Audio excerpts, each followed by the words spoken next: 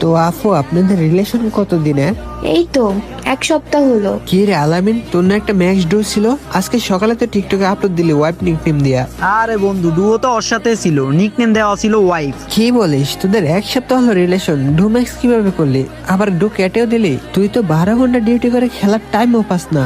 আর একদিনে duo max কইরা অনেকগুলো ডায়মন্ড টপ আপ দিছি। ওয়াহ, তো গিফট নিয়ে ডো কেটে দিছে নাকি?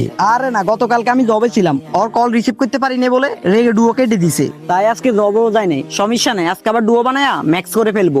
বাহ, সারাদিন জব করে যা ইনকাম করিস তা আবার ডুয়ের উপরে খরচ করস। আপু তো দেখি ভালো খেলোয়াড়। মানে কি আলামিন, তোমার বন্ধু আমাকে উল্টাপাল্টা কি বলতেছে? থাকো তুমি তোমার বন্ধু নিয়ে। দূর বন্ধু, না করছি। আচ্ছা থাক, পরে কথা হবে। দেখলি মামা, একটা মেয়ের জন্য কি যে করতেছে। সময় হলে বন্ধু ঠিকই বুঝবে। 15 দিন পর। কে রে, আলামিনের নিয়ে একসাথে ইনভাইট দিচ্ছে? এই তো রিমন আসছে। রিমন বন্ধু।